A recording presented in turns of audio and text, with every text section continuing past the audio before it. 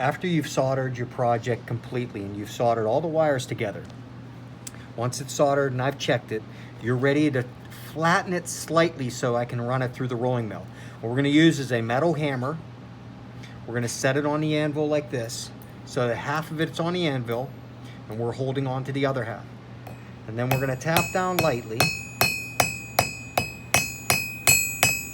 just so it flattens the metal just a little bit.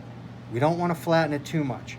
Then I spin it around, hold on to it with the flat side up, and then I hit on this side until it is flattened all the way down. So we've got that just a little flat spot on the top of the wire all the way down. So we're gonna now mill it using the rolling mill. We needed it flat so it doesn't spin inside the rolling mill. I'm going to adjust this so that it is nice and evenly milled. Whenever we hit it with a hammer, typically we get all kinds of dents in it, but the rolling mill will mill it down to a nice even thickness with a nice flat smooth surface, so it almost starts to look like a rope. I'm going to mill this down till it's about 12 gauge thick. I'm going to mill it a couple times here.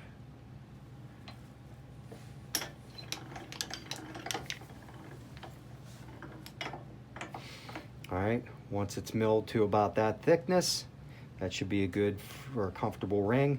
We're ready to size it. So we got ring sizers hanging up here in this cabinet where the wire is. You're gonna find the finger size, the ring sizer that fits you, and then I'm gonna need to know the number that is on that.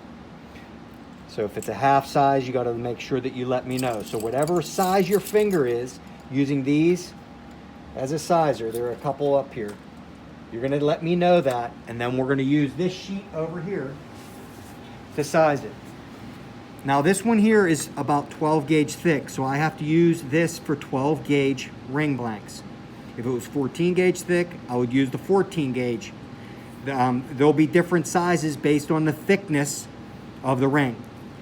So now I'm gonna set this down. I wanna make sure that if my size is a 10, I want to make sure I don't have any of these open spots or any imperfections within the 10 and the start. So I'm going to look at this. Here's the 10 line.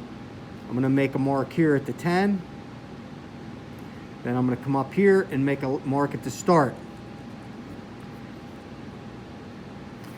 Now I'm ready to cut this to size. I'm going to saw it off here and keep the center part, the rest of it scrapped.